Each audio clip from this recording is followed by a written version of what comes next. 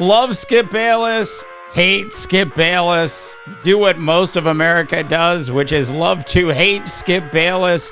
One thing is for sure, North America, Skip Bayless was absolutely a pioneer in the world of sports media. That is today's topic on the Underrated Pod. And as always, I am Dave DeBaugh, coming to you from the heart of the Silicon Valley. Now, a little earlier in the day, and it's so funny where we actually get our news from these days, Marcellus Wiley on his very own podcast basically came out and said that his sources at FS1 are telling him that tomorrow is Skip Bayless's last day at Undisputed.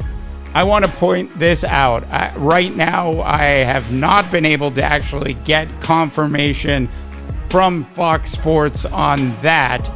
That being said, let's just assume that Wiley's report is accurate, and even Wiley in his own podcast definitely had some thoughts along the lines that maybe tomorrow wouldn't be his last day. But let's assume, North America, for the sake of this conversation, that tomorrow is Skip Bayless's last day. And if it is, it's really interesting that the team over at Fox Sports is not doing anything, at least it appears it's not doing anything, to promote the fact that Skip Bayless, who is now 73 years old and is certainly a pioneer in the world of sports media, is going to go out without a bang.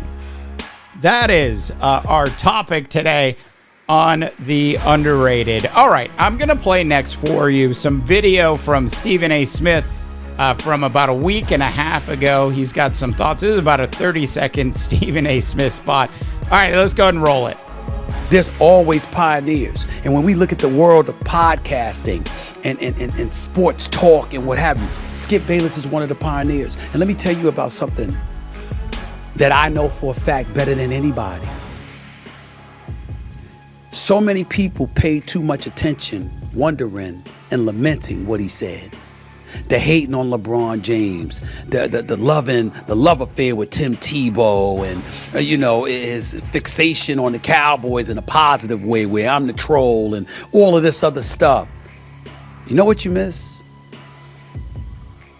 If he didn't do what he did, how would we have been able to do what we do? So, if you will, some kind words there from Stephen A. Smith as he reflects, so to speak, on Skip Bayless and his place in the history of the sports media world. Now, I will say this about Skip Bayless. Skip Bayless was brought over to Fox Sports 1, actually, to be the main person there. And while things went well for a while, as we all know, all good things, and in some cases, all bad things and all things we love to hate, do eventually come to an end. And that's sort of where we're at with Undisputed. The ratings had been tanking for quite some time. The divorce with Shannon Sharpe, which was more like a firing of Shannon Sharpe than anything, more like an executive decision made by the folks over at FS1 to keep Skip over Shannon, which, as it turns out, looks like a mistake. Basically, what happened was the ratings tanked. And the reason, one of the primary reasons, or the beginning of the end, so to speak, of Skip Bayless, was around the Damar Hamlin tweets. Now, it is amazing that world that we live in today, where a tweet can take you down. That certainly wasn't something I would have written in anybody's yearbooks back in high school when I was graduating. I can confidently tell you that the sports media landscape, as much as it's changed in the last 20 years, as much as it's changed in the last 10 years, it has changed significantly more rapidly in the last 5 years. And one of the primary drivers of that is actually the athletes actually turning into the thing that they used to love to hate, which is the media. Just think, even Bill Belichick, the number one hater of media, actually is going to join the media to some extent during the upcoming National Football League season. We've seen players actually create their own podcasts, create their own production companies. Podcast P has to be one of my favorite podcasts. It's just absolutely fantastic. You look at what Gilbert Arenas is doing. Take a look at what Pat McAfee has actually turned into in the last 5 years. I brought up Marcellus Wiley. His own show has, I think, almost 200,000 subscribers on it. Look, athletes have done a fantastic job actually embracing this digital transformation that our world is currently undergoing. The ability to produce a podcast with video is so much easier today than it was 8 years ago when Skip Bayless actually made his way to FS1. What resonates with people over time does change. If you will, the product market fit of Skip Bayless started to dwindle over the years.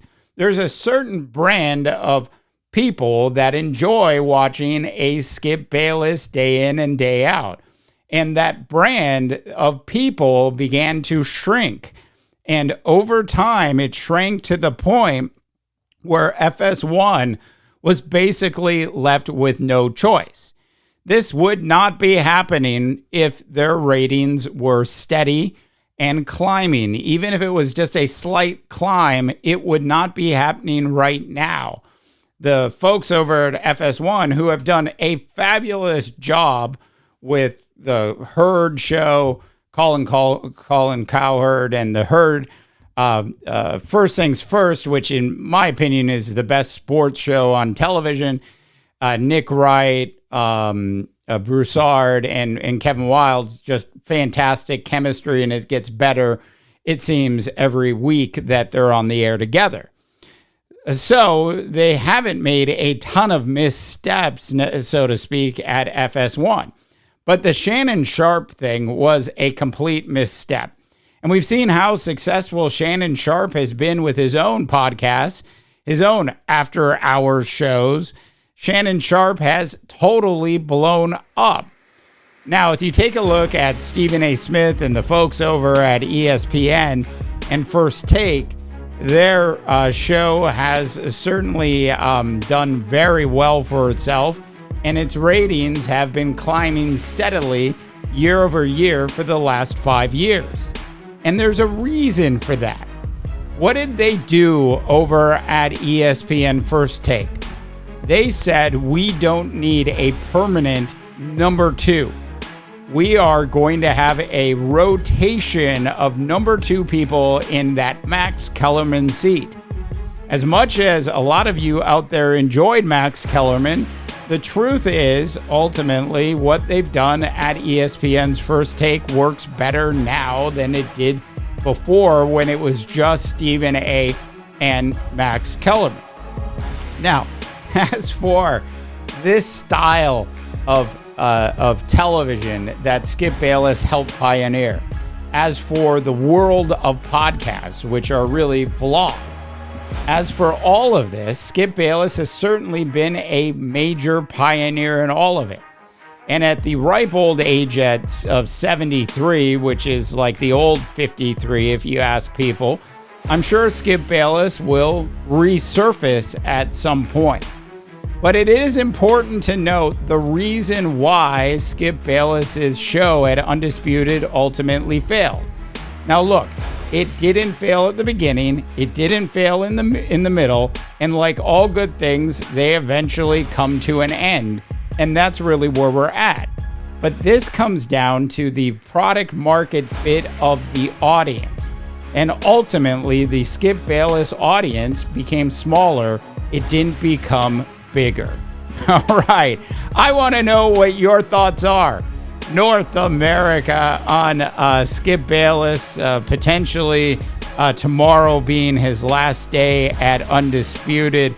It doesn't appear that the folks over at Fox Sports are making a big deal about this. It looks like I'm sure something will be said on the show if tomorrow is truly his last day. What are your thoughts, North America? Go ahead and drop your comments in. All right. So as for the underrated, real quick, just want to thank everybody for all of your support over the past year with our shorts and our long forms. We cleared over 1 million views in the past 12 months, which is a significant number, I think, for anybody. So thank you for all of your support there. For the underrated, I am Dave DeBaugh, wishing you all a tremendous rest of your sports viewing day. To the guitar riffs we go. You've been listening to the Underrated Podcast with Dave DeBaugh, presented by underrated.media.